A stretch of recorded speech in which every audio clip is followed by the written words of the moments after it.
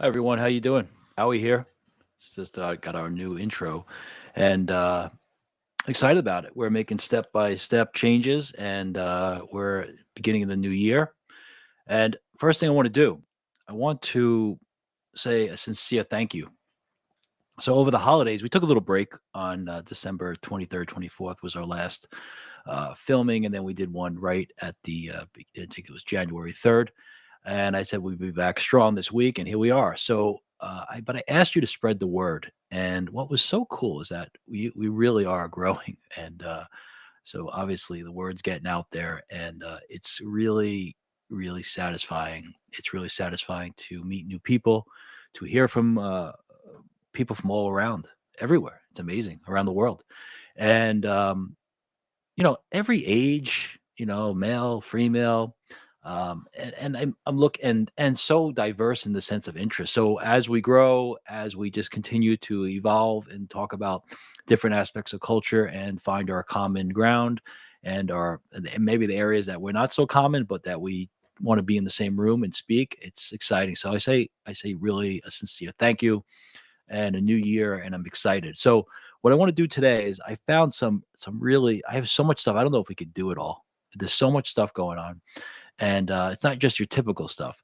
So as if you've been watching this show, you know that. Let me also just check, making sure we're good here because we are real deal. And the reason I like it live is that this is the way life should be. The idea of you prepare, you make the soup, you make the sauce, but then it's time to eat, and then people have to come in like a restaurant. You got to perform. So this is what when I wake up in the morning, we line everything up, and then it's like just hit the button and go. So there's going to be a little bit of there's going to be some bumps and some adjustments. And so if you watch the show, you know that from very early on, Mark Zuckerberg has been somebody we've been talking about. Let me show you something here. Let me share my screen with you, and you'll see what I mean if you haven't been around, or you'll remember. So here's I'm sharing my YouTube homepage with you, and as you see, there's my page, how Hain, and remember, subscribe, okay? Um, Please, subscribe and like, comment. So over here. I got my badass heroes, and this was a series we did where we talked about Donald Trump, the assassination attempt, Mark Zuckerberg's reaction to it, and also Johnny Lawrence from Cobra Kai and Dana White. And this is 5 months ago, as you can see there. So we were really, I think, we put our finger on something about the culture of the tough guy approach. And we said early on that Mark Zuckerberg was a changed man, 40 years old, jujitsu. He's coming into this more. He wants to be with Trump. We said it then, and a lot of people, oh, he's just trying to protect himself. And I said, give the guy a chance, and people change. And boy, did he change. So let me show you what's going on in the news here. It's really cool. So, all right. So Zuckerberg announces. I'm going to play a video, and we're going to go over it together. All right. So let me share my screen here with the Zuckerberg, and this is from right. So this is from Meta, and more speech and fewer mistakes. So we know that after the assassination attempt, Zuckerberg called Trump. He apologized for censoring anything of censoring Trump on Facebook. We know that obviously Musk, community notes, this new way of fact checking, where we fact check ourselves, not this bureaucratic monster out there, the free speech. And so Trump wins. Zuckerberg goes to see Trump. He wants a seat at the table, and lo and behold, here we are, January 7th. Today's January 7th. We are cutting edge right here. So more speech and fewer mistakes. I got to play it. So kind of an easy job for me today here. So I'm going to. This is posted by Joel Kaplan, Chief Global Affairs Officer. It's Mark Zuckerberg speaking, and it's on there. It's on the Meta website. Okay, so I'm going to play it, and we're going to stop. We're going to talk about it, and this is exciting in a big way. Okay, and it's not just because of Zuckerberg and Facebook, but it's the revival of liberty, free speech, responsibility, trusting individuals. It's a major shift back to the intent of the founding fathers. So here we go. Hey everyone, I want to talk about something important today because it's time to get back to our roots around free expression on Facebook and Instagram. I started building social media to give people a voice. I gave a speech at Georgetown 5 years ago about the importance of protecting free expression, and I still believe this today. But a lot has happened over the last several years. All right. So I'm going to do this, guys. All right. So he first, I want you to take a look at him. He always wears the T-shirt, but he is even his physical look is going from the nerdy tech guy to this more jujitsu uh, attempt to be manly. His hair is long. He's got the black shirt on. Um, he looks stronger. He does. He looks like he probably works out now. I mean, he just has a physical. I think this is important because it's important that we give people a chance to develop in who they are, and he's finding that he wants to be a leader. Okay, he's just not a dorky tech guy who became a billionaire. No, he's in the position he's in. All right away, he wants to establish that he's always been about free speech, and he established this for people to communicate. Okay, let's take it face value. Okay, I mentioned that he gave a speech at Georgetown. I just think it's a funny coincidence because during the election and right after the election, we had the reports about the the college campuses and what the kids were doing, and Harvard canceled classes. And one of the examples we used was actually a public policy school at Georgetown for training diplomats, and they were one of the ones that were using the Legos and cookies and milk and stuff. So it's funny that Georgetown, because it's one of the best colleges in the country in terms of ranking. But let's just remember how this is all connected. He gave a speech at Georgetown 5 years ago. Georgetown is now a kind of a joke in the terms of how they treated their graduate students, our future diplomats, God help us. And he's referencing that he was giving a speech about it at Georgetown 5 years ago. So you can see how the university and the social media world was all tangled up and all mixed up. So hopefully that's why this is bigger than just Facebook or social media. If the culture changes, we reported last week that Harvard, the president of Harvard behind closed doors is saying they have to change their messaging. So social media, universities, this is monumental. We're going to talk in a little while about school choice. All this ties together to a revival of true individual liberty and freedom. Here we go. There's been widespread debate about potential harms from online content. Governments and legacy media have pushed to censor more and more. A lot of this is clearly political, but there's also a lot of legitimately bad stuff out there. Drugs, terrorism, child exploitation. These are things that we take very seriously, and I want to make sure that we handle responsibly. You know what? I think this is important that he leads with that. Yes, there's pressure from the government to censor things for political reasons. But we do have to remember there are bad people out there. Hackers and scammers and people taking advantage of all types of criminals who are going to be online, okay? Just like they're going to rob stores years ago when there was before the internet. Now there's going to be criminals who are up to no good online. We know that there are every day. We get, how many of us get phone calls every day, scams or emails? So I think this whole thing is laid out, I think, pretty well. And, I think that reminder, we have to keep that in check. The original intent, perhaps, of some of the what ended up being censorship, some of the control, if you will, maybe did have good intentions. I would have to think there was good intention originally to say, we just can't let people say anything they want at any time. Okay. Like Musk said, he's free speech. What does that mean? If it's not illegal, then it's permitted. If it's illegal, Congress or a state passes a law and says you can't do that. Well, then they won't permit that. So we do have checks about what's allowed and what's not allowed. But the good intention of protecting people, especially children. Okay. Built a lot of complex systems to moderate content. But the problem with complex systems is they make mistakes. Even if they accidentally censor just 1% of posts, that's millions of people. And we've reached a point where it's just too many mistakes and too much censorship. All right. Complex system to take care of, right? The complexity. Keep it simple, stupid, right? As soon as you get complex, it's really hard to manage. Okay. But I think this is interesting that he says, even if 1%, okay, and then he says 1% is millions, but 1%, this is very a la Elon Musk. Okay. So you have different positions on freedom of speech. Okay. You have all the way on the one side that you can't allow any misinformation out. You have to fact check everything, control the environment. You can't trust the people. The people are so easily misled. So we have to check it for them and we're going to control, right? That leads to basically no speech. Okay. On the other hand, you have people who say, you know what?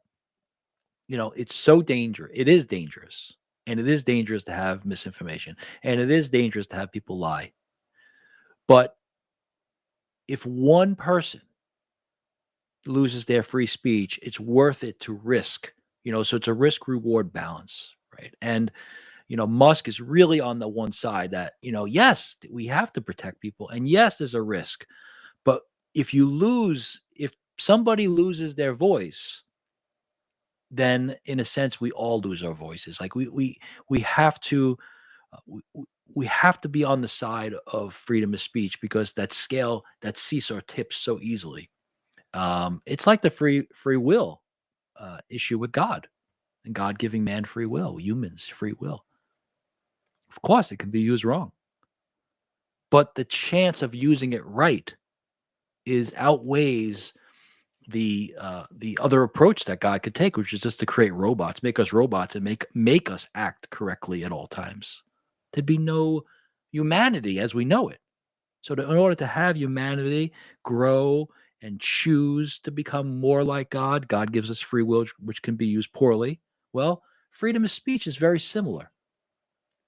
We need to protect our freedom of speech, even though we see it being used poorly all the time.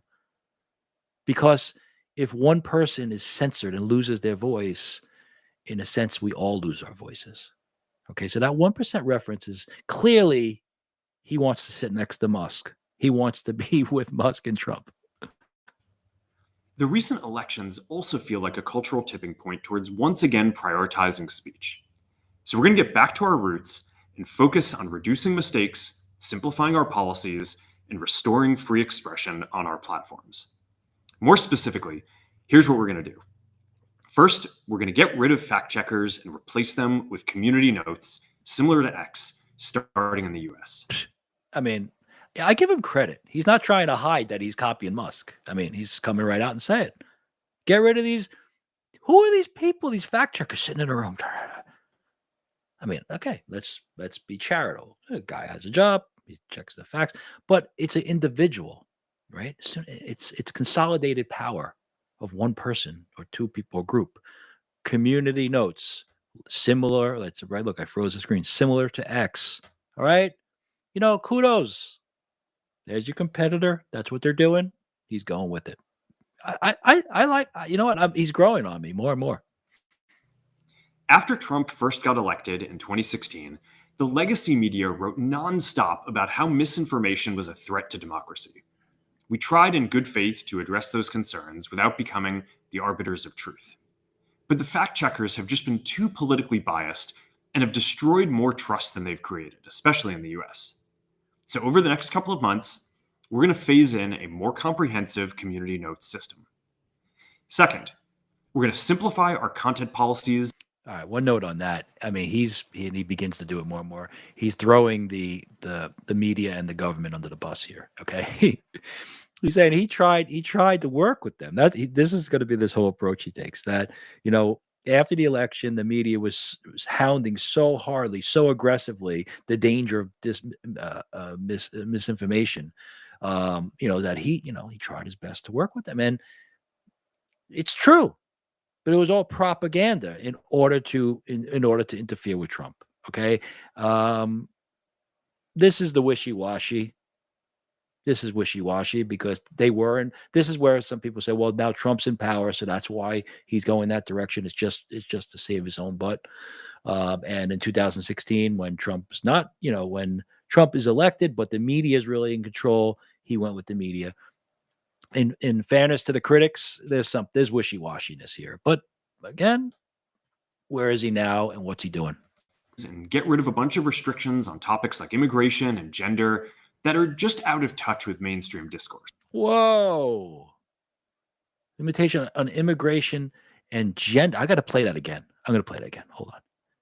Listen to this. Listen to what he just said. Simplifying content. Get rid of a bunch of restrictions on topics like immigration and gender.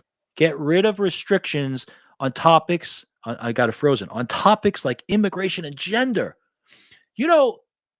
Guys, if you're involved with social media in any way, if you podcast, I have said this on the show. It's amazing how many words are marked controversial. The word illegal is marked controversial. Death. You know what was marked controversial? Beer. It's unbelievable how many words. And some other companies need to get on and get up.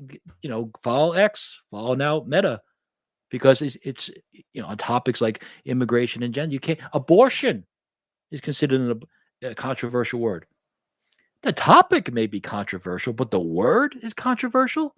In other words, it can't be used, and if it's used, your material, your post, your video, your clip, your short may be suppressed. It's insanity. I did not realize the level of censorship that took place. It really is quite astounding, and the censorship is always designed to change your speech. If you stop speaking that way, well, then you'll begin to believe in, and you use the words that are permitted. Like, look at abortion. It's a great example. Reproductive rights instead of abortion, reproductive rights. Well, you start to say reproductive rights. Well, reproductive rights carries the connotation that it's a right. So if it's a right, you can't be taken away. And it's about reproduction. Whereas abortion is about what?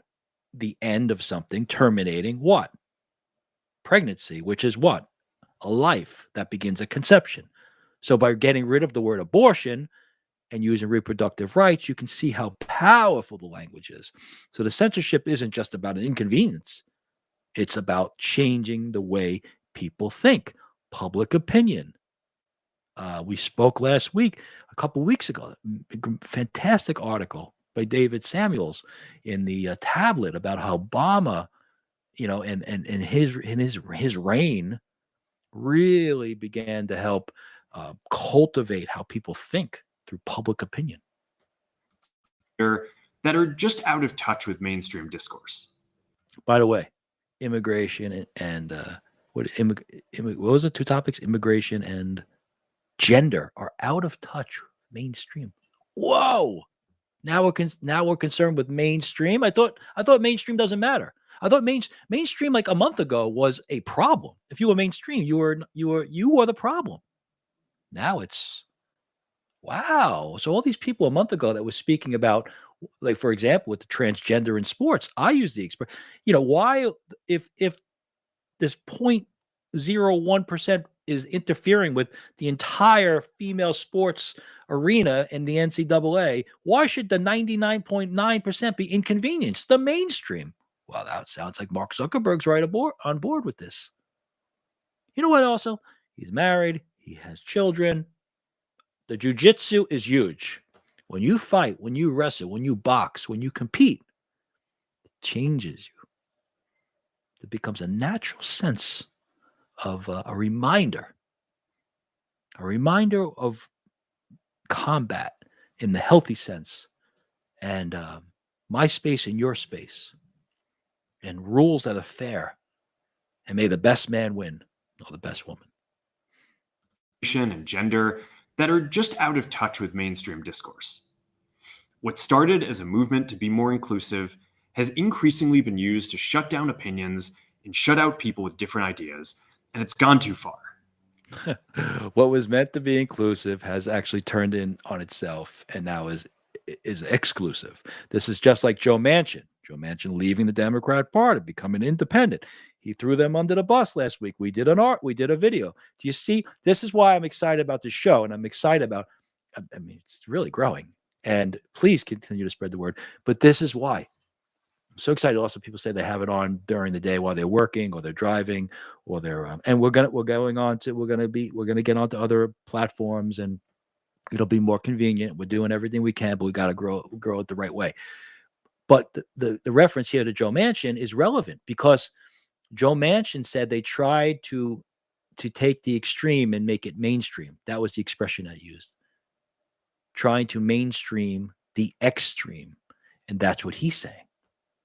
Same thing. We can't regulate the great majority because of this idea of trying to include, which would cost include. Nobody's saying you can't be there. But what happens is it flips over and then nobody else can speak. And in a sense, nobody else can compete except them. The NCAA standing up for this transgender thing, the Texas Attorney General we spoke about last week, this is all connected, saying, you know what? It's not just about the rights of the transgender athlete. What about the right of the spectator who's watching? If you pay to go watch a women's basketball game, well, then you should see women play basketball. If there's a man playing basketball in a women's basketball game, well, then what you paid for, you didn't receive what you paid for. It's like ordering a steak and getting salmon. Would you accept that? And the other great point about the whole transgender issue, making the extreme mainstream, was that if you're in the audience and I pay a ticket, I pay to watch a woman's athletic event, and you're going to allow men, then you should also tell me which one is the man. Why put the burden on the audience, the spectators, to say, is that who is the man? Is that guy? That looks like? Well, then you feel terrible. And what if you're wrong? What if you call him? Obviously, this is very convoluted, but that's what they want. They want convoluted. Ambiguity is shadows. It's where they live, like little cockroaches. You turn the light on, cockroaches run away. Spiders go back up into the cracks. The light's been turned on. All right, here we go. So I want to make sure that people can share their beliefs and experiences on our platforms. Third, we're changing how we enforce our policies to reduce the mistakes that account for the vast majority of censorship on our platforms. We used to have filters that scanned for any policy violation. Now, we're going to focus those filters on tackling illegal and high-severity violations. And for lower severity violations, we're going to rely on someone reporting an issue before we take action. The problem okay, the seesaw went too far. Remember the seesaw I spoke about? Well, now he's saying, okay, we got to bring the seesaw up. It's extreme violation. And we want, if there's an extreme violation, we want to know about it, right? We want to protect our kids. We want to protect ourselves. We want to protect our elderly parents or grandparents. We want things to be safe, okay? We have to have some degree, some guardrails, okay? But, the seesaw went too far the other way. So severe, fine. Look, search for the severe violations. The minor, rely on somebody reporting it. It's like the community notes in the sense of fact checking. This is report. Now, of course, we do know that could be abused too, because you could have a team of people who are going out and reporting anybody who's putting up conservative views, for example. But step by step. I'm telling you right now, I'm not really. I have a page on Facebook, but we really don't use it. This is making me want to be open to Facebook. It's good business. See, there's nothing wrong with good business. In fact, it's a beautiful part of the economy of life, right? That word, the economy, the efficiency, the effectiveness of being clear and being honest and making corrections is a course correction. And you know what? Course corrections are efficient. The longer you stay off course, the greater the degree of being lost. So fix the course, get back in the right direction, which, by the way, is what repent means. The theological understanding of repent is to change direction. You're moving away from God, repent and turn toward God. You're going toward sin, turn and come back toward righteousness. That's it. This is in a sense, a social media repentance. I like that. Somebody's going to take that. By the way, you watch Head of the Girl, Badass Heroes. We called this 5 months ago. Been tracking this. Is that the filters make mistakes and they take down a lot of content that they shouldn't. So by dialing them back, we're going to dramatically reduce the amount of censorship on our platforms. We're also going to tune our content filters to require much higher confidence before taking down content. The reality is that this is a trade-off. It means we're going to catch less bad stuff, but we'll also reduce the number of innocent people's posts and accounts that we accidentally take down. Fourth, we're bringing back civic content. For a while, the community asked to see less politics because it was making people stressed. So we stopped recommending these posts. But it feels like we're in a new era now, and we're starting to get feedback that people want to see this content again. Isn't that funny? They took down the political content, right? Is that it was too much for people? Was it too much, or was it the wrong type? I mean, so we have to have a little bit, our the antenna up for some disingenuous statements. So that one right there, I'm not so sure about. I think it was the wrong kind of political content. That was the problem. But now it's time. The environment has changed. Listen to what he says here. Hold on. Let's see here. Okay. Let's see. For a while, here it is. The community asked to see less politics because it was making people stressed. Making people stressed. And it does. But for some reason, conservative views made people more stressed. So we stopped recommending these posts. Stop recommending. Basically, it's censorship. If you recommend one and not the other, and for no other reason, if there's a legitimate reason, like it's dangerous, okay, well then, okay, or severe, okay, illegal, of course, that's not censorship. It's protection. It's a degree of censorship, but it's censorship that we're willing to deal with or want. This was more, well, it's stressing me out. What's stressing you out? Trump. Anything about Trump stresses me out because I don't like him. That's censorship. But it feels like we're in a new era now, and we're starting to get feedback that people want to see this content again. So we're going to... Feels like we're in a new era now. Yes, Mark, we're definitely in a new era now.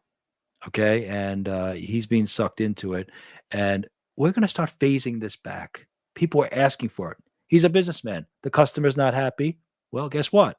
The customer says they want salmon, not steak. Here comes the salmon. Start phasing this back into Facebook, Instagram, and Threads while working to keep the communities friendly and positive. Fifth, we're going to move our trust and safety and content moderation teams out of California, and our US-based content review is going to be based in Texas. Can you believe this? Can you believe he's moving out of California? He's going to move these teams out of California, the moderation teams, content moderation, because, I mean, the next line is really fantastic. But, remember like Ben Shapiro, I think those guys, they went down to Tennessee. You have these other people going into Austin, Texas, right? They're going into Texas, the tech companies. And he flat out says why. Listen to this. This is important. As we work to promote free expression, I think that it will help us build trust to do this work in places where there is less concern about the bias of our... If we want to build trust, so obviously his goal is to build trust. So they have lost trust. His product needs trust. They've lost trust. In order to build trust, he's not trying to build it if they don't have it. If they already have it, a satisfactory degree. So they're missing trust. They have to gain it. In order to gain trust, we should go somewhere where there's less concern about bias on our teams. Why is there less concern in Texas? Because California is a sewer of wacko policy. The way California goes is the way the progressive movement goes. Everything's experimented out there first, and they've destroyed their state, that beautiful state. That beautiful state. The rich farmland. It's amazing what they've done to that state. And it just keeps getting worse. Gavin Newsom, it keeps getting worse and worse. So here he goes. He's taking his team. He's leaving. All right. I mean, that right there, where there's less concern about the bias of our teams. Well, why? Well, is it when your environment is so toxic? When you're think about this is connected to the university. If you're sitting in a classroom, if you're in California and everybody around you is thinking this progressive, government-controlled mentality, then you're afraid to speak out. Well, it's the same with the universities. You send your kid to one of these universities that's just filled with this kind of thought. Well, there's concern about the bias of our teams. There's concern about the bias of the professors. There's concern about the bias of the other students. So just like he's moving out of California, this department, in order to get away from the bias, just like they're talking about the Dodge, and it's not enough just to shrink the agencies. You have to get them out geographically, out of Washington and other parts of the country. Why? So other demographics are represented in these agencies, so people can live out in Kansas and in Texas and in Minnesota, and not this concentration in Washington where they just keep feeding on each other. It's like cancer cells, just feeding and feeding, growing, and the tumor grows, but it grows from that point out. You got to rip it out and go plant it somewhere else. Well, he's taking this team and planting it somewhere else, and he's planting it in Texas. Teams. Finally, we're going to work with President Trump to push back on governments around the world that are going after American companies and pushing to censor more. The US has the strongest constitutional protections for free expression in the world. Europe has an ever-increasing number of laws institutionalizing censorship and making it difficult to build anything innovative there. Okay. And he's going to work with Trump. There it is. He's going to work with Trump. He's praising the U.S. Constitution. I thought this old dusty Constitution was no good. Outdated. We need a living, breathing document, which really just code for change it the way we want, not find the original intent based on axioms and core values of freedom and representation, and applying those eternal principles to whatever situation we're in, modern or past. Okay? That's the document we know. That's the constitutional conservatives that we are, that I am. I don't know what you are. That many of you are. And if you're not, it's okay too. But many of us who believe in that document, who believe in being anchored to things that don't change, which is what really almost an anchor by definition is, because you don't anchor to something weak. You need a strong, heavy anchor and a heavy chain attached to a good hook, a good connection to the boat. If any of those are weak, the anchor itself, the chain, or the connection point, well, the boat sails away. So just like we talked about classical education being rooted in the Greco-Roman tradition that holds you strong, well, we have to look at our Constitution, and he's praising it. Look at all these shifts. Dude, guys, it's not long. It's a couple of months ago, but it seems like a long time ago, where the Constitution is a problem. It holds us back. Obama's talk, right? It's just a negative rights. Tells you what we need positive right. We need the right to healthcare and the right to this and the right. No, the Constitution tells you what the government can't do to you. You're protected. The Bill of Rights. The government can't do this and they can't do that. It helps you maintain your personal freedom.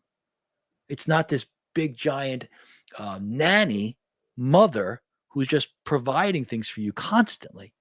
And that's your right, which is why we have a whole new generation, several generations now practically, who are expected to live off things. I'm going to play something a little later when we talk about some politics and Milton Friedman about this idea of that the government just can't provide and provide and provide.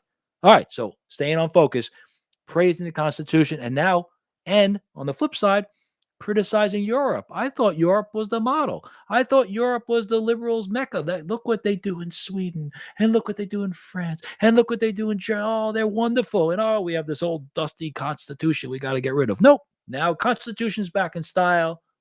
Europe is seen as this regulatory monster problem holding back. Look at what elections can do. It's a giant cultural shift. It's a counter revolution to the cultural revolution that was upon us, that Victor Davis Hanson talks about. The cultural revolution. They were trying to fundamentally change who we are as a people, not who's in office. Fundamentally change who we are and what we believe in and our core values. Now the counter revolution has come back and pushed back and drove them into the sea. Latin American countries have secret courts that can order companies to quietly take things down. China has censored our apps from even working in the country. The only way that we can push back on this global trend is with the support of the US government. And that's why it's been so difficult over the past 4 years when even the US government has pushed for censorship. By going after us and other American companies, it has emboldened other governments to go even further. But now we have the opportunity to restore free expression, and I am excited to take it. It'll take time to get this right, and these are complex systems. They're never going to be perfect. There's also a lot of illegal stuff that we still need to work very hard to remove. But the bottom line is that after years of having our content moderation work focus primarily on removing content, it is time to focus on reducing mistakes, simplifying our systems, and getting back to our roots about giving people voice. I'm looking forward to this next chapter. Stay good out there, and more to come. All right. So that's enough. I'm going to stop sharing. All right. So listen, the important thing, and he ends, it reminds me like a little essay you write in high school, You start with an intro, you have your body, and then your conclusion is basically a reiteration of the intro, And he began with that, we do need some regulation, and then he ended with that. It reminds me when I help my daughter, write, read her papers and give her some basic writing. Anyway, so that's just a side note. Here he is. He's excited. It's time to turn the leaf, turn the page, and move on. Okay, and look how he's doing it. Wait a minute. Watch this. Watch this, guys. Look what I show you in a second here.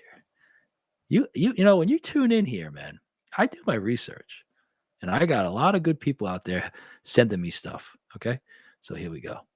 Hold on. Yeah, wait till you see what I'm going to share with you in 1 second. Watch this. Okay. Check out this, huh? Dana White. Look at the news. Look at this news here, right? You see it? This is the New York Times. Dana White, the Ultimate Fighting Championship CEO, joins Meta's board. Do you remember my badass heroes? The picture. Who was in the picture? Trump, Johnny Lawrence from Cobra Kai. They're not going to ask Johnny Lawrence to join, but there's the jiu-jitsu connection, the martial art connection. Okay? Mark Zuckerberg and Dana White. This is why. Guys, subscribe. You should be subscribing. We're on fire here, man. This is the same. This is this 1 hour. It's the same. What is this? The same day? When was this reported? Today. Today. Dana White, the Ultimate Fighting Championship CEO, joins Meta's board. Mr. White, a close ally of President-elect Donald J. Trump, further strengthens the social media giant's connection with the incoming administration. There's the picture. You can see. Look at the body language. Look at the body language of Mark Zuckerberg and Dana White. Look at the strength in Dana White. And he's kind of rounded toward him. Zuckerberg is, and that's a similar when you see a picture of Zuckerberg with Trump. It's a similar look. I guess he's obviously not as big as Trump's much taller than Zuckerberg, and Dana White obviously is a bigger guy too. Not much in height, but he's more substantial. And I think that's another part of the personality. Zuckerberg doesn't want to be a geek. He wants to be a man. And you can see there's an insecurity in his body. Look at that body language there. Is an insecurity. It's cool. It's amazing. It's cool in the sense that you can see that, and you know what? There's nothing wrong. Even the way he's holding his hand on that table, and look at Dana White with his hands in front. Dana White looks like he's at the press conference for a fight. You know, when they stand with their hands in front, they go. If this was a fight, you'd say, "Wow, Dana White is going to destroy this guy." All right. Mark Zuckerberg. This is by Kate Conger. January 6, 2025, yesterday. So it came into my link today. Mark Zuckerberg said in a Facebook post Monday that Meta is the company of Facebook, had added Dana White, the chief executive of Ultimate Fighting Championship, and 2 other executives to its board. Meta is adding Mr. White, a longtime friend of President-elect Donald J. Trump, to the social media company's leadership amid a series of moves to strengthen its ties to the incoming administration. Last week, the company shook up the top of its policy team, appointing a longtime executive known for his Republican ties as head of global policy. Meta has also donated $1 million to Mr. Trump's inaugural fund. There it is. We talked about the donating to the fund, and so did Bezos. And now he also appointed a longtime executive known for his Republican ties. He wants at least some balance, if not really shifting over in his in Meta, moving to Texas, embracing free speech, the wonderful Constitution. Europe is a regulatory mess. Dana White, Republican ties, another guy. This is the way to go, guys. All right, so let me what I'm gonna do now that we got that all confirmed. We got our badass heroes reference, we got our Mark Zuckerberg, and we got Dana White. All right, I'm gonna go on to a really good cultural issue here. Okay, and the following issue is about education. You know I love education, and I'm gonna get into it right now. Let me share with you. Okay, all right. On the march. Here we go. On the march. We sharing? Yeah, you got it. Okay. Here we go. On the march. This is from Real Clear Investigations. Now, as I said in my discussion of the Zuckerberg issue, how it's tied to the universities. And of course, the universities, in order to go to university, you need to go to primary school. Okay. K to 12. And elementary and junior high or middle school, whatever you call it, and high school, right? And then it's a standard path at least. And there's a huge shift in how we're seeing education. COVID, which was a devastating effect on education, has now complete. It's like the seasons, right? It died, and now we're getting rebirth, spring, and you're going to see you are seeing explosion in homeschooling, in alternative colleges, new schools, liberal schools, classical schools, and now this issue of school choice is just monumental. We spoke about this during the election. We had one of these teachers from Harris campaign event saying that social justice, that's why she got into teaching, and you see the whole side of the progressive liberal. It's about forming these kids' brains to become basically little Marxists that can contribute, instead of seeing education as something that helps the individual blossom into their individual gifts and entrepreneurial spirit, and it can be an entrepreneurial spirit in the terms of athletics. It could be in terms of academics. It can be in terms of a true entrepreneurial exploration and opening the pizza place down the street. But whatever it is, you educating the individual to think, to love goodness and truth and beauty, education for education's sake, to love knowledge and learning, and give them the tools how to learn and how to express themselves. And, I was having a discussion the other day, just yesterday, with somebody about, I've shared publicly that my wife is undergoing cancer treatment. And he was saying about how this gentleman commented to me that how hard it is on the family. And he made this interesting comment, and he said, and you realize how much harder it is sometimes for people who aren't educated. And I read, what do you mean? And he said, because we don't realize when you are educated, when you have the benefit of being educated well, first by good parents that are that are that celebrate marriage in a positive way and raise you to be to have values, and you go to a decent school, and you, as more importantly, as a young adult, you begin to understand the value of reading, and how important it is to expand your intellectual and academic boundaries, that you learn how to express yourself, and you learn how to control your emotions better. And so his point was that, it's so hard when you go through a trial. A family goes through a tough period that has a little bit of added stress, or a lot of added stress, that the the the the the pressure on the marriage and the family structure, when they can't express themselves properly, is really it's a really interesting point. It's really interesting point, because as divorce rates have exploded, the education went down, and our church attendance went down, our relationship with God went down, our education quality of our education went down, and marriages split up. And this little nonchalant connection that he made, I think, was really insightful. That we take for granted the ability to articulate. I don't do it so well sometimes, but our ability to speak and to share and to talk, that even if we think we're not articulate, we're much more articulate than we can imagine if we didn't have an education. And we are really denying many people the ability to critical think. You say, well, they're still going to school. Yeah, but you have to learn how to critically think. Because if you can't critically, you can't be critical of yourself. You can't be critical in a constructive way with the person you're in the argument with, the spouse. You can't, and if you don't have the anchor of that, divorce isn't an option, well, then you'll just take that option. So all this stuff works together. Or if you don't go to church on Sunday, well, that going to church is a major, I've had many times where my wife and I have been bickering or not getting, and you go to church and you look over and she's kneeling and you're kneeling, and it's over, because he's bigger than us, because our marriage is in him, the Lord. And we are blessed. And you let it go.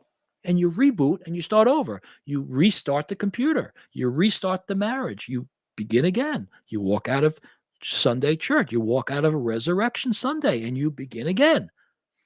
All this stuff matters.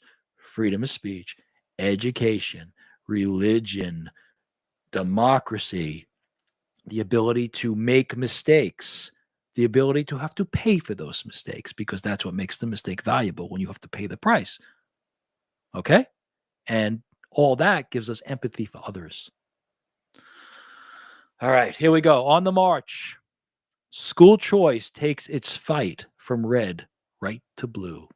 This is by Vince Bielski, Real Clear Investigations, January 2nd, 2025. Private school choice advocates expect that 2025 will be the year that they finally bring the last big red state, Texas, into the fold. The likely victory would in turn pose the next big challenge for the controversial movement. Can it win an enemy territory that is blue states too? So the school choice movement, this basically, to sum it up, is that you should be able to spend your tax dollar to go to a private school or a Christian school, whatever, the Catholic school, whatever its school is.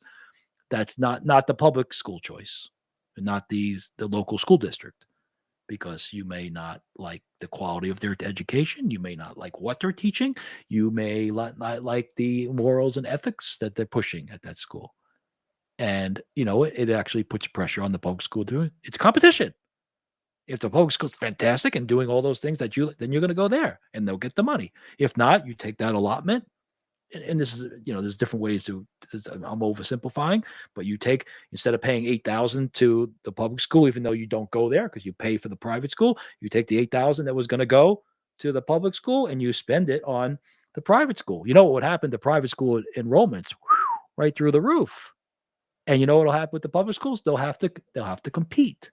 It's like the U.S. Postal Service. It has to get better, or UPS or FedEx are going to drive it into the ground. So you need competition, good competition. In the picture here, we see Randy Weingarten. We did a whole piece on her. See how everything's connected? We did a story on her, how she thinks that they have to return. And meanwhile, the administrative aspects of public schools are expanding rapidly, and the number of teachers and students aren't. So the bureaucracy, administrators are part of the bureaucracy by definition, is expanding and growing and becoming grotesque. It is grotesque when teachers teach. Okay. The vice principal doesn't teach. The principal doesn't teach. I'm not saying they're not important. The director of curriculum doesn't teach. These things are important to a degree, but when they become the emphasis and they're growing faster than the number of teachers in the building, when we all know that at the end of the day, class size is the most important aspect of success. There's others, but if you had to boil it down, the smaller the class, the closer you get to one-on-one, which is tutoring, which is the most effective way to do anything. Personal trainer. You want to you get a personal trainer. You want your kid to do better in biology? Well, they go to biology class during the day and they get a tutor at night, one-on-one. Class size matters. Smaller the class, better the students do. Statistically, of course, there's exceptions. If you have a bloated bureaucracy of people who don't teach, that's where the money goes. Well, then obviously you're not going in the right direction. The teachers union is a disaster. It's been a disaster for a long time. They're just an extension of the Democratic Progressive Party, and that's where we are. Private school choice advocates expect that 2025 will be the year that they finally bring in Texas. So Texas is the last holdout. And after that, will they be able to go to blue states? Inspired by free market ideology and Christian faith. There it is. Free market ideology. Competition. If the public schools are so great, people will choose to go there anyway, and nothing will change. In theory, right? If you said to everybody, hey, you can go spend your school tax dollar any way you want. If your schools are so great, Randy Weingarten, won't the people just pick to go there and nothing will change? But it's not what's going to happen because they know they're not good schools. Advocates aim to give families more educational choices, providing them with public funds that they mostly use for private instruction at religious schools. See, like I pay for, that we send our child to religious school. By providing them with public funds that they mostly use for private education at religious schools. Although the movement now has a foothold in almost all red states, to become an influential force in education, it needs to make deeper inroads into densely populated blue states where Democrats, teachers' unions, and rural Republicans have built a formidable wall of opposition to protect public schools. Once we finish with the low-hanging fruit, Texas and a few other red states, this movement will go to a blue state strategy, said Robert Enlow, CEO of the national advocacy group EdChoice. It has to figure something out, let's be honest. The political battles over school choice have been fierce, with critics such as the American Federation of Teachers president, Randy Weingarten, claiming that programs will defund public schools. That, again, listen to what I'm saying. When I say listen, I know you understand, but we need to reiterate this, and then in our discussions with people at family parties or weddings, we have to have the intellectual ammunition to combat these stupid statements. These programs will defund public schools. They will not defund public schools if the public school is the choice. They're not saying no more public schools. Choice, school choice. If Randy Weingarten and the rest of the public school people produce good schools, the money won't leave the schools. In fact, more money could go there because not only do they get the tax dollar, but say somebody sending their kid to Catholic school, they're not going to take the additional tuition that they would have spent on Catholic school, but they will spend their time and energy and maybe donate or maybe propose to do fundraising for that public. It actually could increase, but it's only a threat if the public school is not the one they choose. That's the honest answer. Defund public schools. No. No, no, no. In fact, all we've done is public schools give them more money, which resulted in more administrative positions. We resulted in worse results in terms of tests, which I'm going to talk to you about in 1 second.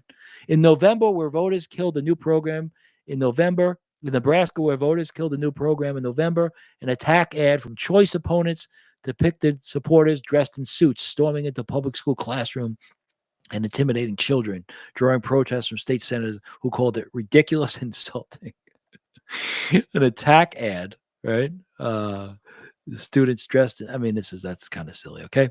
All right. So I'm not going to go, but I'm not going to go deeper into this. This is a long article. Okay. But we need to know that this is happening. Okay. Texas is the last couple of states, including Texas, last red state to go into the choice. Trump is for choice. All right.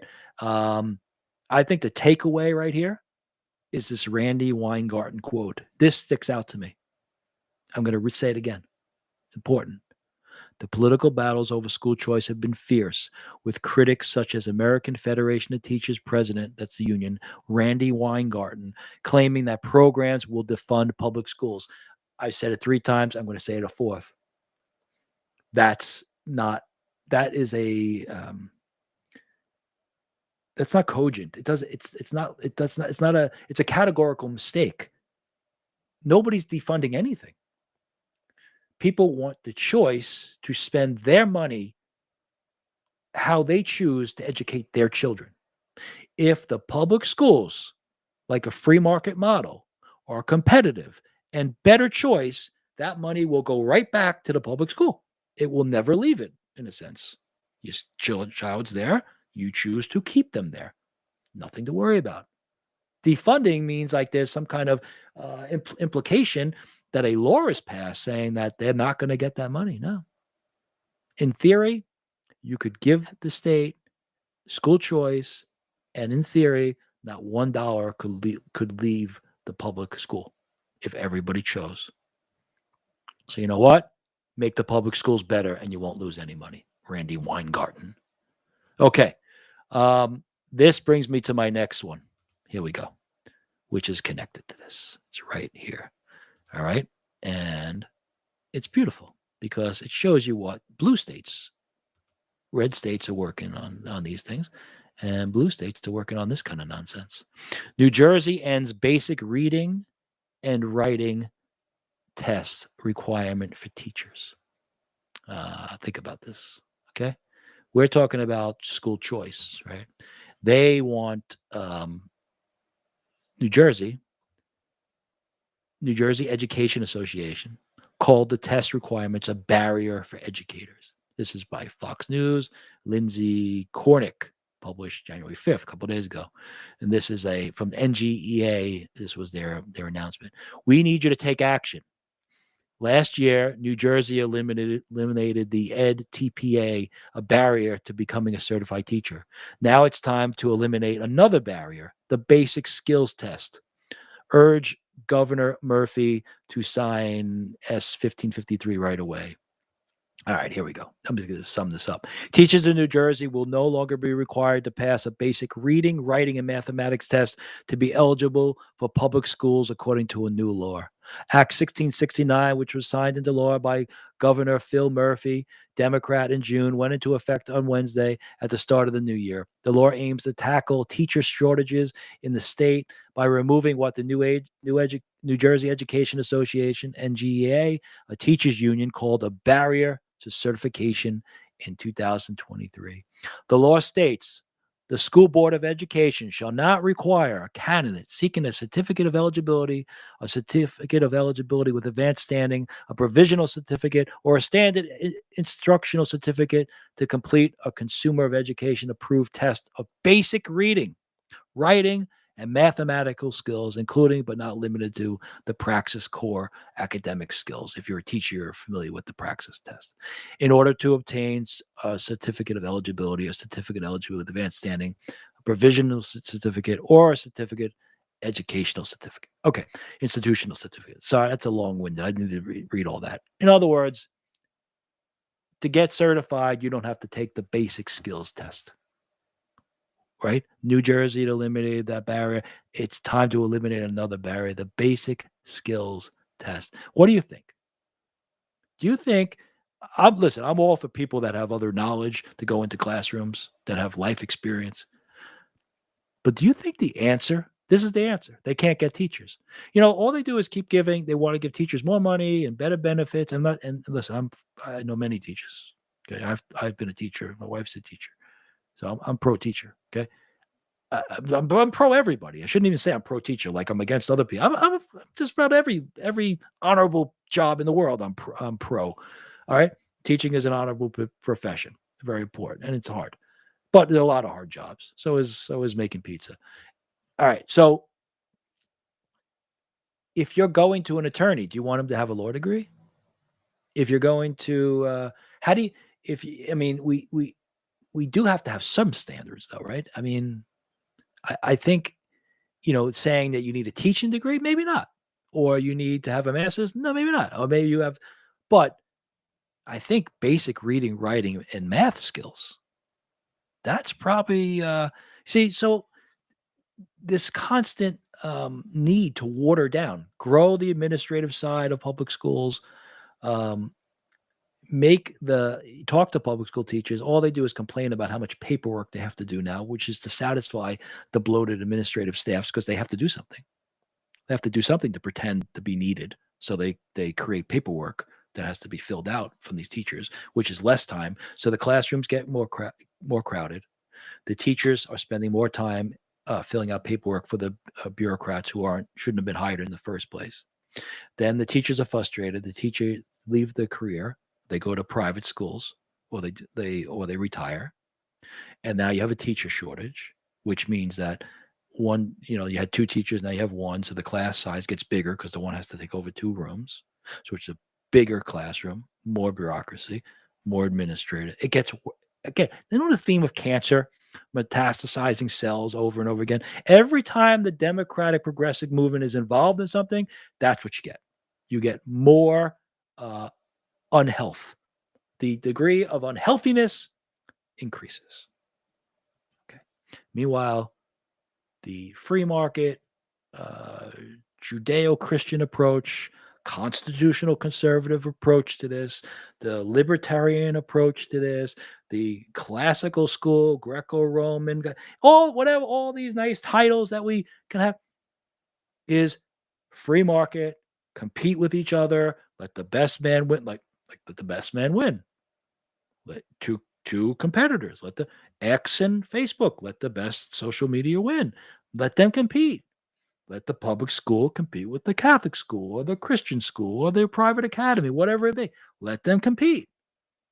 And if the best product that the customer, we're the taxpayer, the parent of the children, they will pick. All right. I'm going to take a break. All right. And what I'm going to do is I'm going to play something for you while we take a break here. Let me stop sharing. So, because we're going to go into a quick little synopsis of Speaker Mike Johnson and what's going on there. But before we do, Elon Musk put up this really, really, he loves Milton Friedman, and Milton Friedman is someone who should be loved, the great economist. And he does this great. It's about 2 minutes, and I'm going to share it. It's through Musk put it up on X, obviously, and I'm going to share it with you. And I'm going to play it, and we'll use it as our break. But it's a great. It's not a commercial, right? It's Friedman talking about money and the responsibility and taxation and the reality of it. Okay, so here we go. Let me play it for you. And here we go. Musk says it's Elon Musk at Elon Musk on X. Wise words from a true genius. Musk loves, and this is the intellectual force and philosophy behind Dodge. It really is. This is really important. So that's what happens on this show. All right, we will go a little deeper. So when you're watching Dodge and you're watching Vivek Ramaswamy and Musk and what they're doing and Trump, what they're doing is they're trying to implement what this genius Milton Friedman believed and spent his whole life preaching. The belief that somehow or other government can spend money at nobody's expense. I don't know how many of you have ever heard of a wonderful description of government that was made by a French economist by the name of Frédéric Bastiat about 150 years ago. He said, government is that fiction whereby everybody believes that he can live at the expense of everybody else. And that is the free lunch myth. The myth that somehow or other government can provide goods and services, can spend money at nobody's expense. Now, the particular form which that myth takes is very specific. It has two parts. One part is the belief that somehow or other you can tax business without consumers or workers or individuals paying for it. Somehow business is a big source, a big cornucopia out there that can be taxed at no cost. And the other form the myth takes is that you can create money at no cost. That if you turn the printing press, if you produce those greenbacks, that will enable people to become richer with nobody becoming poorer. Well, let me look at first problem. Can you tax business? What's business? There's no business to be taxed. There are people. Only people can pay taxes. Can I tax this floor? Can I tax the building? The building can't pay taxes. Only people can pay taxes. So when you talk about a tax on business, it has to be paid by somebody. Either it's paid by the stockholder, or it's paid by the customer, or it's paid by the worker. There's no other way it can come from. There's no Santa Claus, no tooth fairy that's going to provide a source by which the government can spend money that doesn't come from somebody. Somebody has to pay. And yet,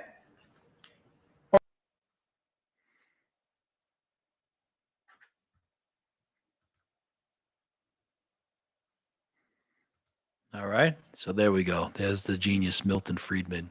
I think to have these nuggets, right? Have brilliant men like this remind us that reality of true economy, right? The idea that nothing comes out of nothing. Okay. Everything comes out of something. Okay. Only God is the initial creator. And money and barter transactions are exchanges. And this idea that we just print money or you tax this abstract entity, and we hear this kind of talk. I mean, unfortunately, we hear people in my life I know that say silly things about well, the government will pay for it. And Milton Friedman, beautiful. Listen to him. If you ever got some time, do a search and just sit back and listen to him. I mean, the fact that this is the guy Musk is going with, that should give you some confidence. All right. And they can implement some of these. There's some beautiful clips I've showed him before. And I have a video out of my site. If you're interested, it's Musk and Friedman, where I really talk about him in depth. It's a great education. It's a great understanding where, and Friedman goes through all the different departments in the government, which ones are necessary. And boy, he would strike almost all of them out. Okay. All right. So we're going to talk quickly about House Speaker Mike Johnson. Okay. So he just was reelected as Speaker. Trump backed him. Let me take a sip of water here. And Mike Johnson, he hyped up the Republican. I'm reading from Fox News, right? Hyped up Republicans' ambitious agenda for the new year and pledged to take aim at the deep state through their legislative endeavors. All right, so this is him on Fox. Let's hear what he has to say. It's about a minute long, and we'll listen to it. Okay, share that here. Mike Johnson, he's a good guy. Okay, there we go. And it'll have a lot of pieces. We made a lot of campaign promises. President Trump did as well. And Reconciliation is the way to get it done. Why? Because you avoid a 60 vote threshold in the Senate. So reconciling the budget, which we will pass in early February, is how we'll get all of our committees involved, committees of jurisdiction on all these big issues. What are they? Well, obviously, we have to secure the border. We've got to make sure that our Border Patrol agents and our immigration enforcement agencies have the right directives from the White House, but also the right resources to do their job and secure that border once and for all. We've got to take care of the dangerous illegal criminals who have come over, and all that's part of it as well. And we've got to shift immediately to the economy. Maria, you talk about every day. We've got to revive the. All right, let's say so. They're going to lead with the border. I mean, Trump wants to put this all together in one big, and they want to do it through reconciliation. So just so we're clear, if budget reconciliation can avoid the filibuster. I got a definition here. Budget reconciliation is a special parliamentary procedure of the United States Congress set up to expedite the passage of certain federal budget legislation in the Senate. The procedure overrides the Senate's filibuster rules, which may otherwise require a 60-vote supermajority for passage. So basically, it's the money issues, and filibuster. You need 60 votes in order to go to the vote. So it's hard to get 60. But if it's under reconciliation, you don't have that 60 limit filibuster rule, so you can go to vote even though before you get 60. So a simple majority will pass it under reconciliation. It's smart, and if it deals with federal budget and legislation, then they can use reconciliation, and that's what Mike Johnson is saying they're going to do. So he's talking about the border, and he's going to go right into spending here. The U.S. economy, and we know how to do it.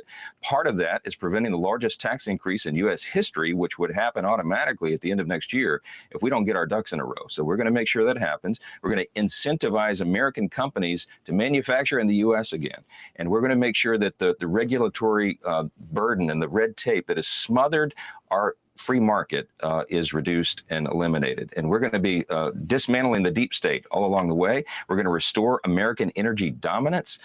All right, it's good, familiar themes, right? So get rid of the regulations, Bezos, right? That's something he was applauding Trump for.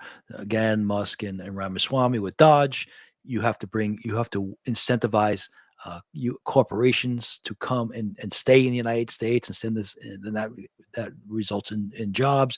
You can't let this the tax increase take place by not continuing it.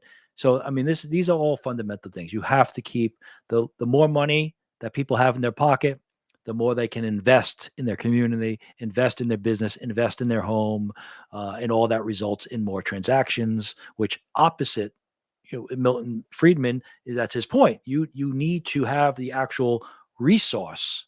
You can't, there's no Santa Claus or Tooth Fairy, okay? You can't just rely on the government printing money.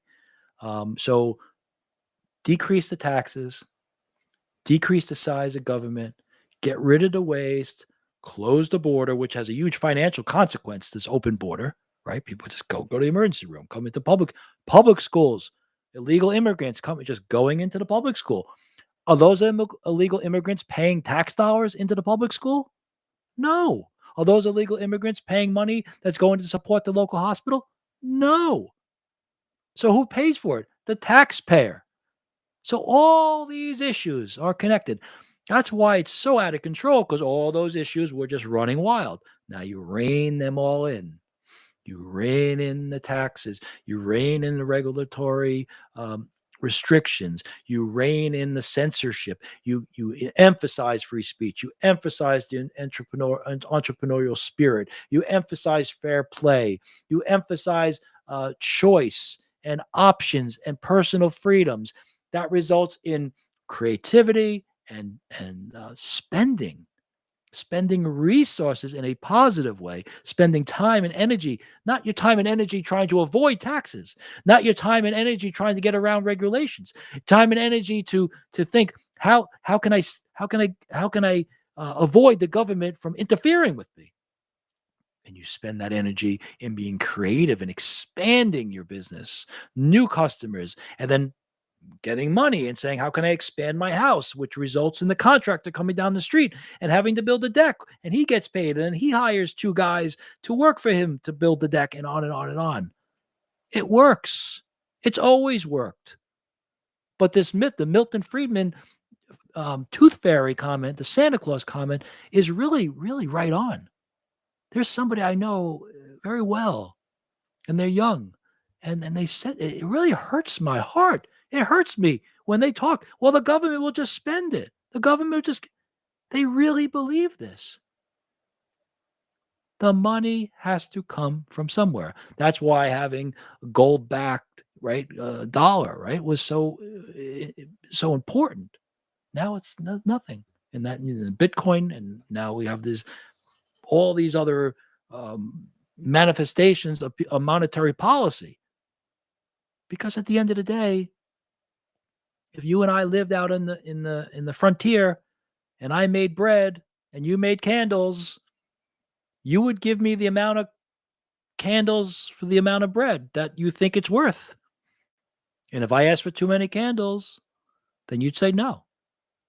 Or if you asked for too much bread in exchange for only 2 candles, I'd say no. So you find and you barter and you say, okay, 2 candles, half a loaf. Good, yes. We lose that connection. And now with electronic, right? Apple Pay and credit card, don't take cash. I mean, places not taking cash, which is not allowed, by the way. They have to take it. Dollars. This is legal tender. They have to take it. That's a whole nother point. So let's wrap up Mike Johnson here, and then we'll move on.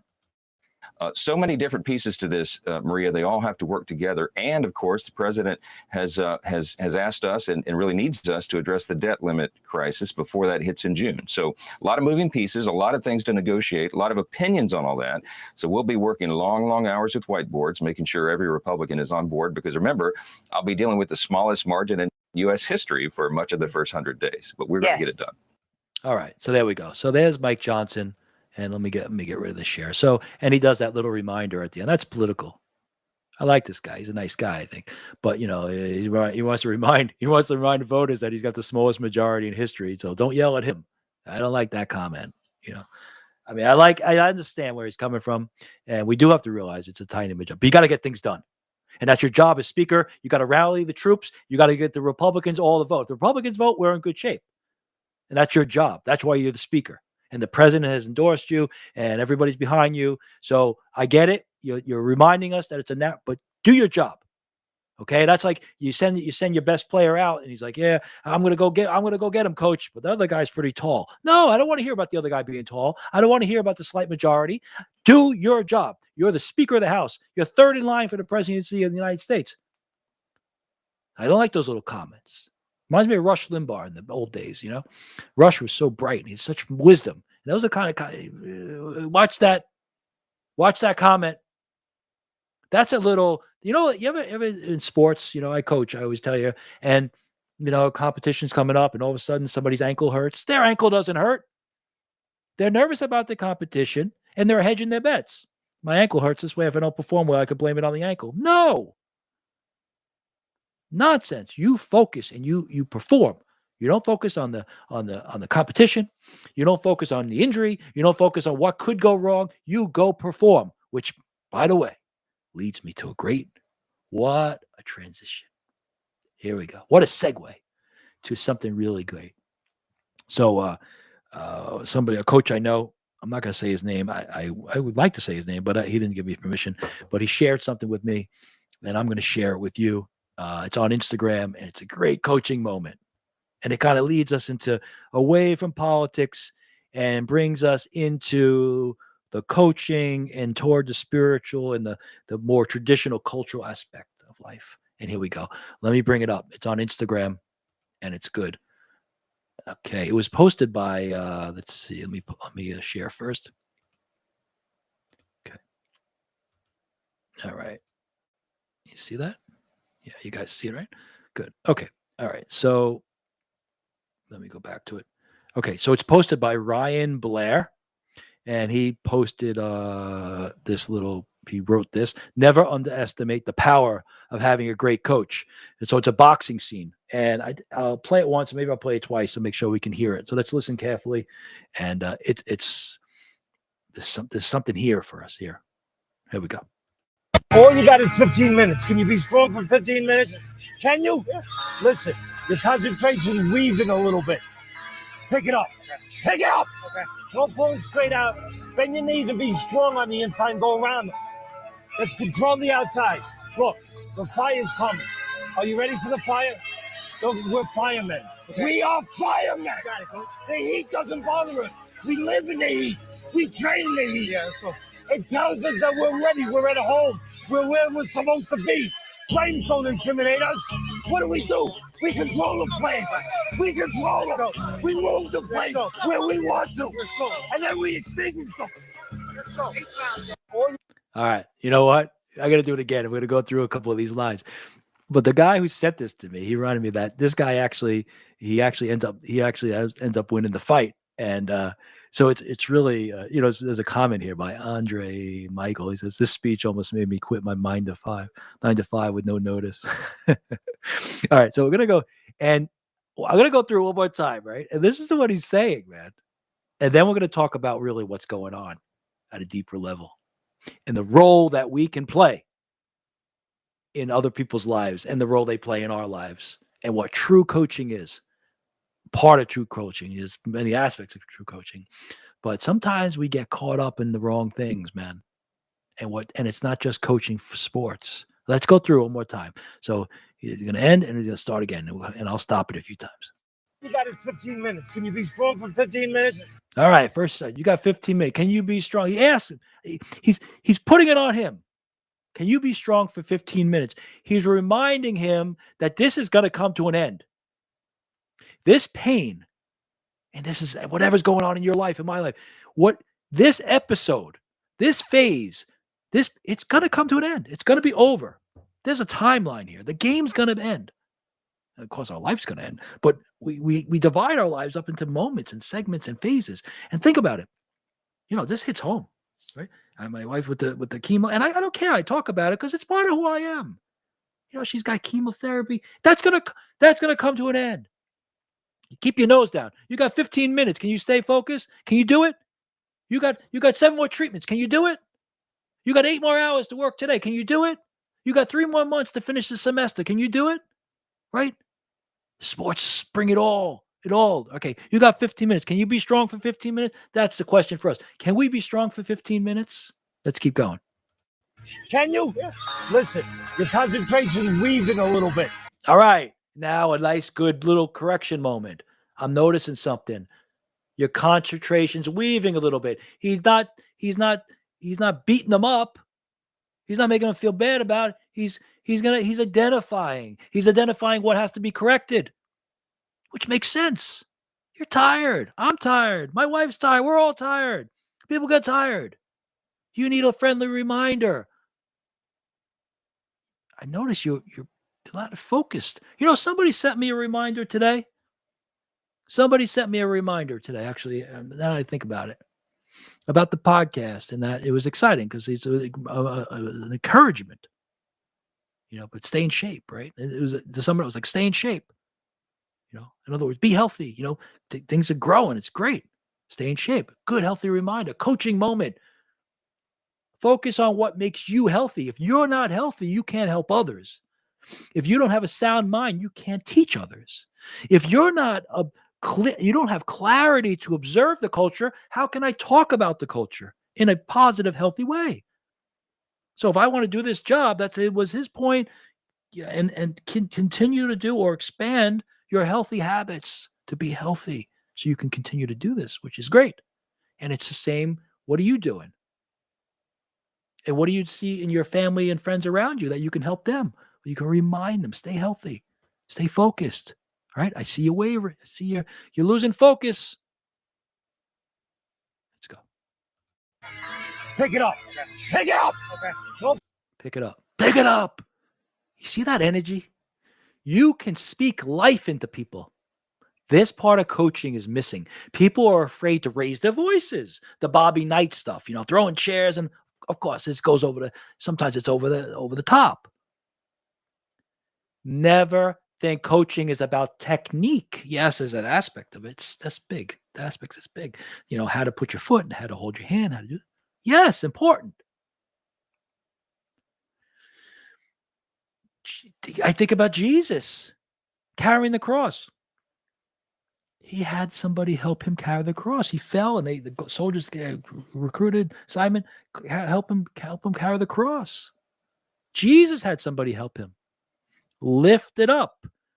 This boxer is having his manager, his coach, help him lift. He's speaking life and power into him. That's what a coach. I think that's the biggest thing a coach does. You fight with them, but he can't go out in the ring and throw the punch. So he's pouring his life force into his fighter, right? Don't pull straight out. He's do it. Stand up. Pull straight out. Bend your knees and be strong on the inside and go around them. All right. Returns to some basic technique, right? Some basic reminder. How do you stay in there? Well, okay. Back to the basics. He's not telling him something profound. Back to the basics. Control the outside. Look, the fire's coming. Look, the fire is coming. He's not saying you're in the fire now. You're tired now, but it's not the fire. The fire is coming. It's gonna get hard. This is when it gets hard, man. I see your focus is wavering. Remember, go to the inside. Keep your little technique. But here's the real coaching. The fire is coming. It's prophetic. I see what's happening. This is when it gets hard. What are you made of? It's coming. Tell him. Tell your athlete. Tell your kid. Tell your spouse. Next sessions are going to get tough. Be prepared. Right? If somebody runs up and pushes you, are you less likely to fall over if you're prepared to be pushed? Of course. If you're not prepared, a slight little push can knock you over because you're off balance. You're not prepared. We have to be prepared. If surprise attack is a surprise attack for a reason. George Washington sneaking up on them on Christmas Eve when he crossed the Delaware, it's because it was a surprise. They weren't ready for it. Okay? We coach others in our life by pointing out what we might, I see you wavering a little bit, reminding them of the basics, and also saying, hey, a big push is coming. Brace yourself. The fire's coming. Get ready to withstand it. And now this part, watch. Are you ready for the fire? We're firemen. Okay. We are firemen. Are you ready to fire? We are firemen. Not you will. We are firemen. Because they've trained for the fire. That's why you do the work. So that you're able to stand. That's why you brace yourself and you have the muscles to brace yourself because you've been in the gym.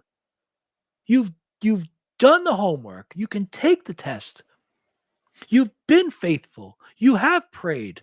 You can stand. We are firemen. You're going to go into the fire. The fire is coming. Are you ready for the fire? We're firemen.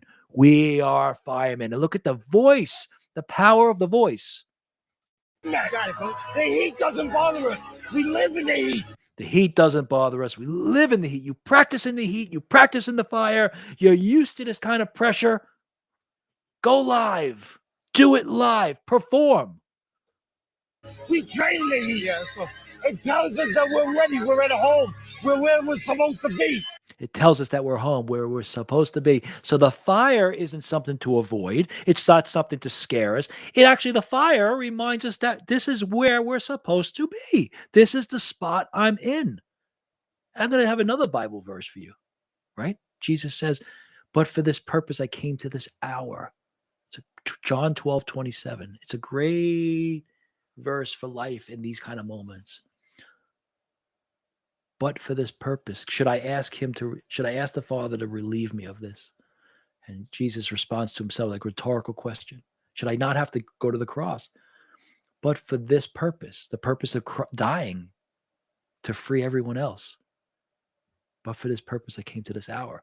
This hour, this moment, this fire moment is why I'm alive.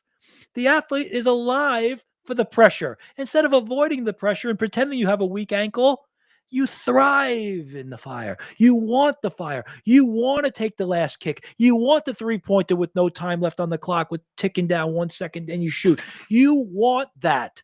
It's why we're alive. Not about worrying about missing. It's about taking the shot when everything matters. And the zone and the flow is when the result disappears. It's only about the dancing. It's only about, think about the fire analogy, the biblical, right? The 3 men that were put in the fire and they don't burn. They won't burn. They won't burn. The Old Testament, they won't. He throws them in the fire to be killed, but they won't burn because God's with them. It's all connected, man. Flames don't intimidate us. What do? We control the flame. Flames don't intimidate us. We control the flame. We control the flame. This is fantastic. We control it. We move the flame where we want to. And look how the fighter is. He's right? He's receiving the life force. Look how he's staring at it. Look at his eyes. He's receiving it. Then we extinguish them. All right? And there he goes. He goes off. All right? So let's stop sharing that, man. That is I thank my friend for sharing that to me. I think that's exhilarating, man. It's really exhilarating. And that is when we start to really say, hey, you know what? Coaching. The technique is the smallest part. It's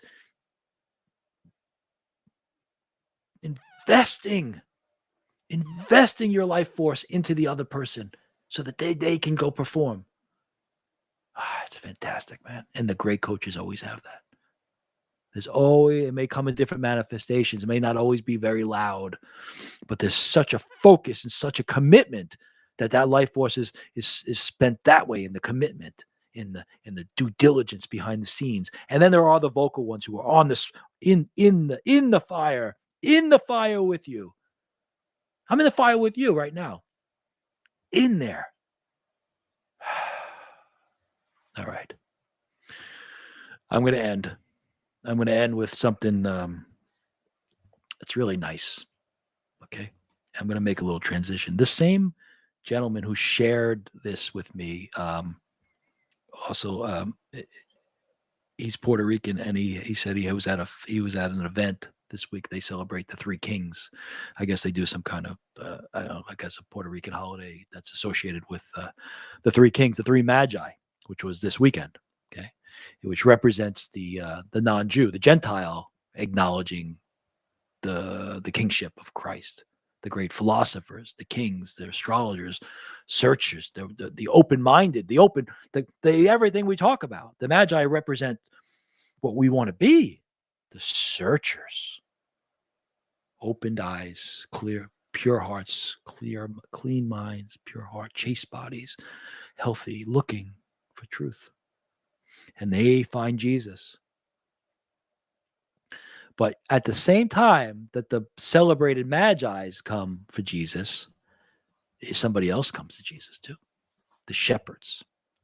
The angels announce to the shepherds that the Messiah has arrived.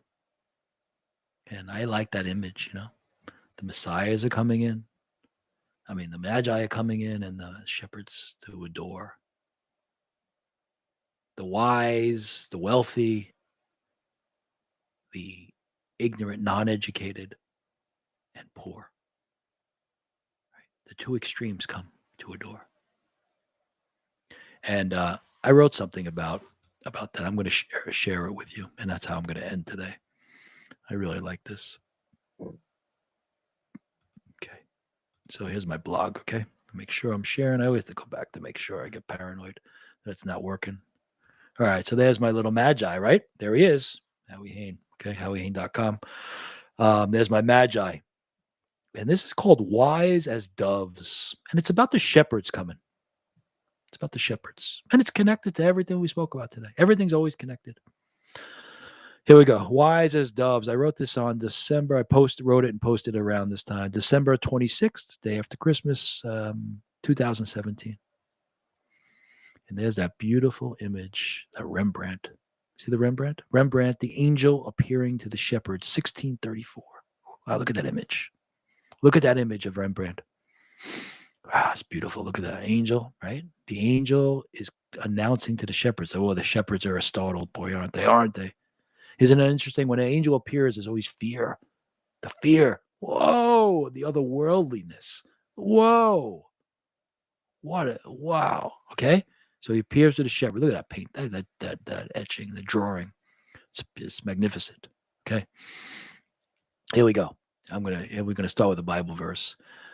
This is from Luke 2:8-9. Now there were shepherds in that region, living in the fields and keeping the night watch over their flock. The angel of the Lord appeared to them, and the glory of the Lord shone around them, and they were struck with great fear. Luke 2:8-9. Perhaps the scariest thing to those of us who cling tightly to the things of the world is to accept the job that the Lord assigns us.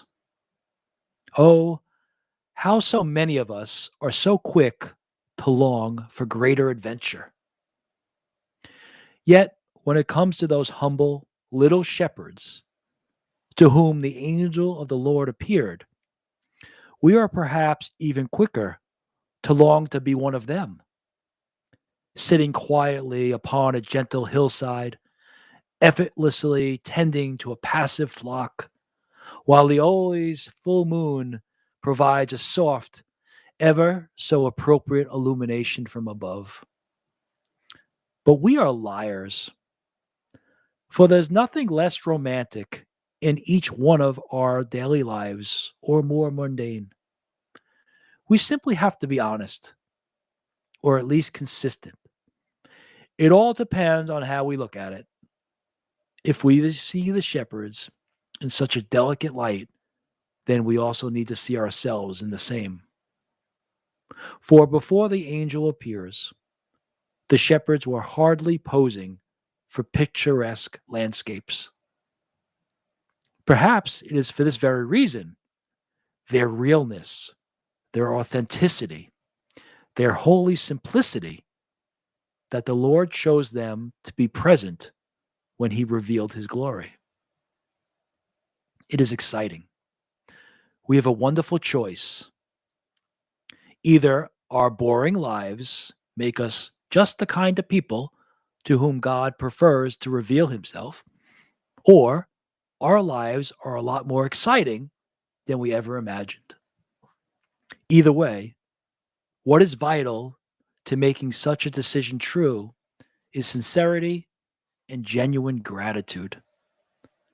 We need to thank God for who he has made us and for where he has placed us and for what type of task he has assigned us. A faithful, humble heart dreams and believes and sees great things among the most ordinary circumstances. Just look at the young virgin and the upright carpenter to whom the shepherds went in haste to find in a stable, adoring a child born within the company of the lowest of men. If we spend our time dreaming of being someone else, living somewhere else, and doing something else, we miss the opportunity of being exactly who God intends us to be. And when that happens, we are always in the wrong place at the wrong time, and most tragically, doing that which matters very little. For to be the first on the scene, the first to lay hold, the first to adore the newborn king is as good as it gets. Even for those whose normal existence isn't standing around all alone, day after day in the scorching sun or biting cold, while picking fleas from matted down fleece or scaring off hungry wolves. The angel said to them, "Do not be afraid, for behold, I proclaim to you news, good news of great joy that will be for all the people." So they went in haste and found Mary and Joseph and the infant lying in the manger. When they saw this, they made known the message that had been told them about this child. All who heard it were amazed, but what had been told them by the shepherds. Then the shepherds returned, glorifying and praising God for all they had heard and seen, just as it had been told to them.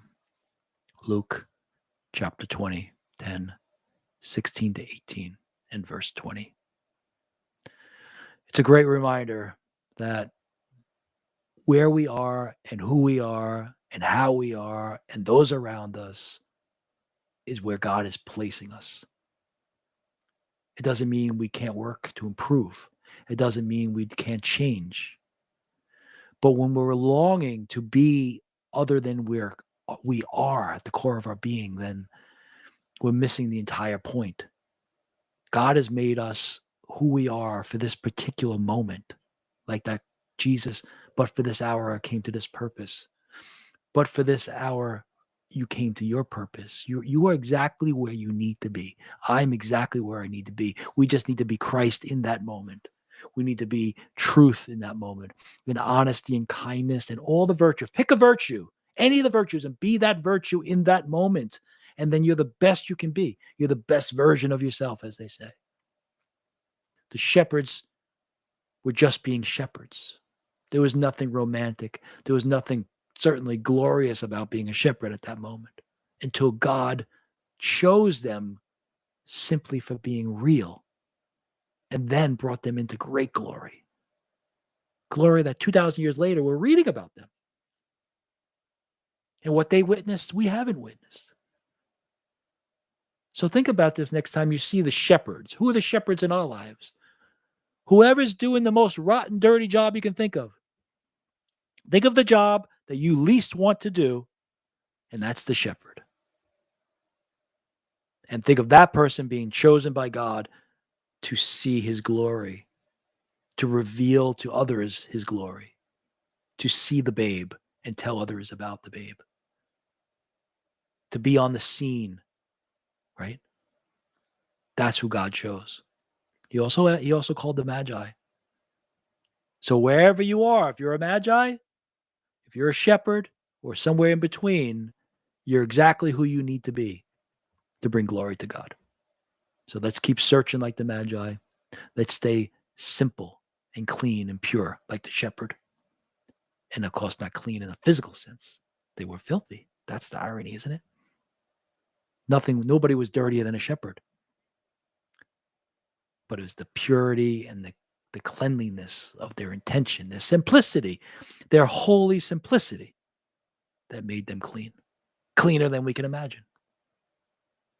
God made them clean, like the new snowfall. All right. Stop sharing. It's been fun. It's been a good day, right? We been going for quite a while here. And I hope you enjoyed it. I did. And I'm going to close out here. I'm going to sign off, say God bless you. Be good. Love your families. Focus on the truth. And I'll see you tomorrow. Okay? And I'll play a little music on our way out.